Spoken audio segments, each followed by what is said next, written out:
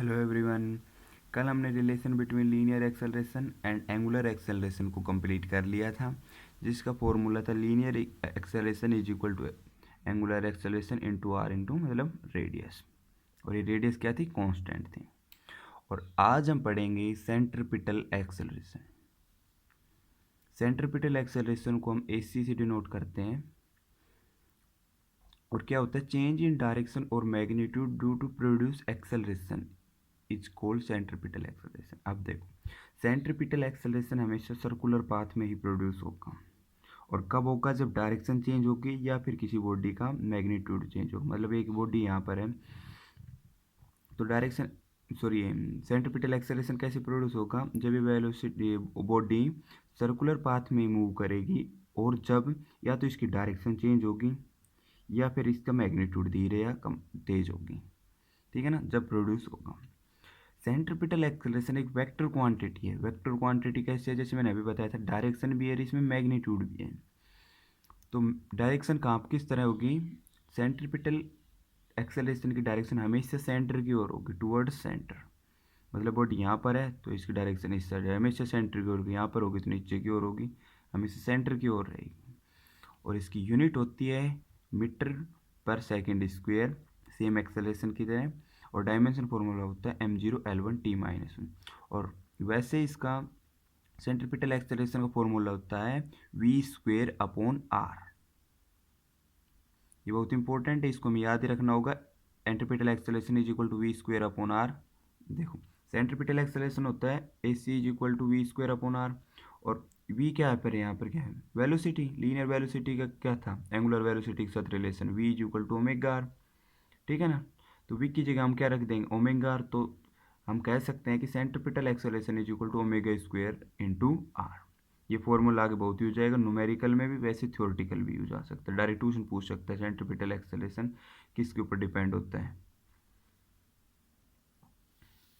अगला टॉपिक आता है टेंजेंशियल एक्सेलरेशन।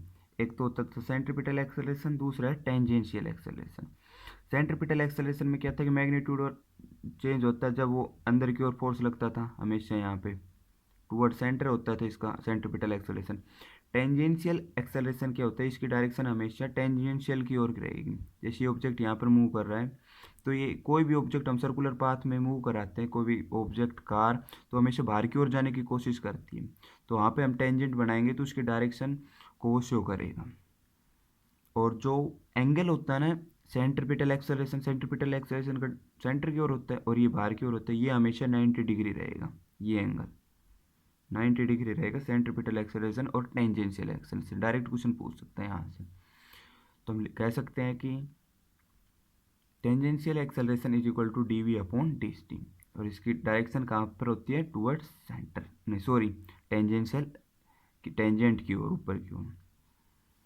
और अगर हम सेंट्रीपिटल एक्सेलरेशन और टेंजेंशियल एक्सेलरेशन का रिजल्टेंट निकालें, तो net acceleration is equal to में AC² + AT² + 2AC/80 cos 90। cos 90 क्या होता है, 0।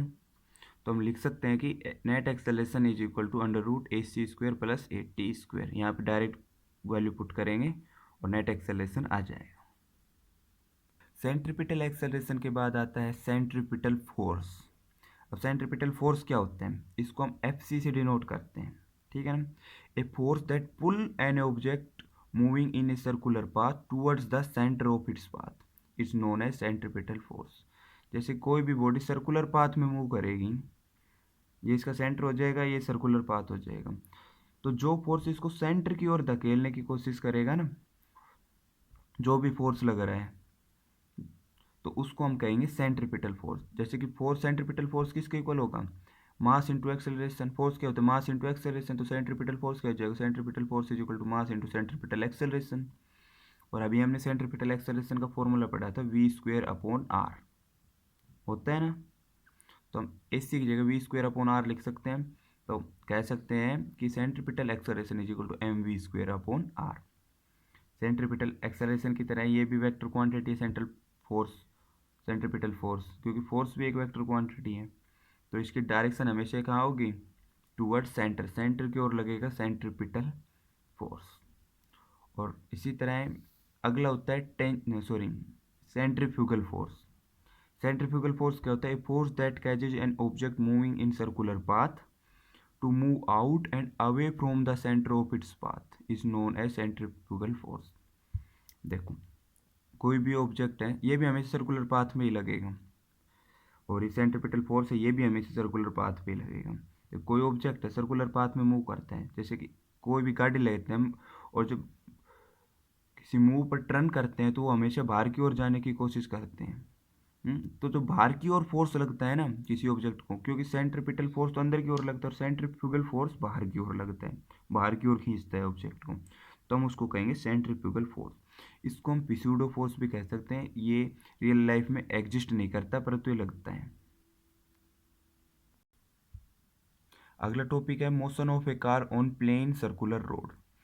एक सर्कुलर रोड पर, प्लेन सर्कुलर रोड है, उस पर एक कार मोशन कर रही है, तो उसके ऊपर नीचे उसका भार लगेगा mg, उसके ऊपर क्या लगेगा? Reaction force r।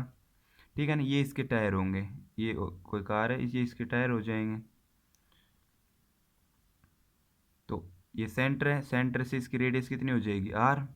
और जो ये टायर हैं, जो जिस सरफेस पर चलेंगे, ये जैसे रोड पर चलेंगे, तो इनके बीच में क्या प्रोड्यूस होगा? फ्रिक्शन।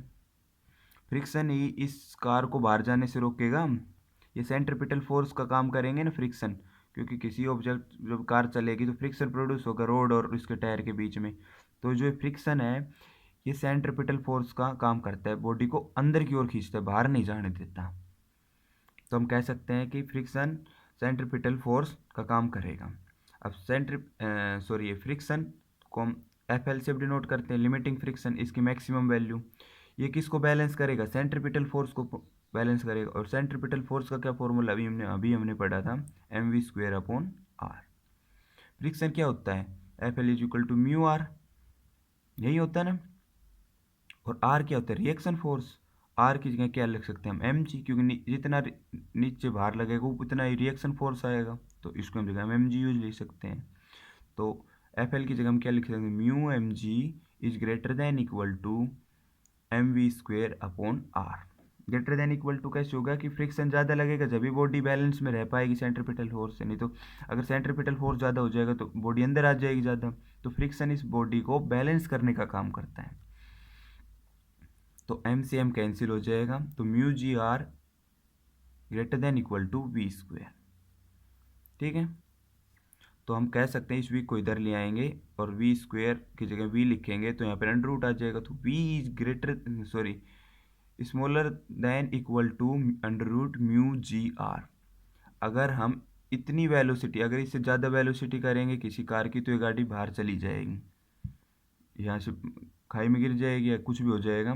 तो अगर हम इससे ज़्यादा वेलोसिटी, अगर इस वेलोसिटी से चलाएंगे, तो ये गाड़ी बैलेंस रोड पर मूव करेगी। इसको हम एक एग्जाम्पल की मदद समझ सकते हैं। इसे डायरेक्ट क्वेश्चन पूछ सकता है कि हमसे आर की वैल्यू पूछ सकता है, वेलोसिटी पूछ सकता है। तो कैसे पूछेगा? एक न्यूमेरिकल से हम समझते हैं। जैसे कि म्यू की वैल्यू दे रखी है अपने को 0.4, जीरो पे म्यू क्या है? फ्रिक्शन। फ्रिक्शन लग रहा है कितना टायर पे लग रहा है? 0.4। वेलोसिटी कितनी वेलोसिटी से मूव कर रही है? 8 मीटर पर सेकेंड से। जी की वैल्यू हमें 10 दे रखी है। और मास ऑफ कार कितना है? 300 kg। हमें रेडियस बतानी है, यहाँ से सेंटर से इसकी कितनी रेडियस है।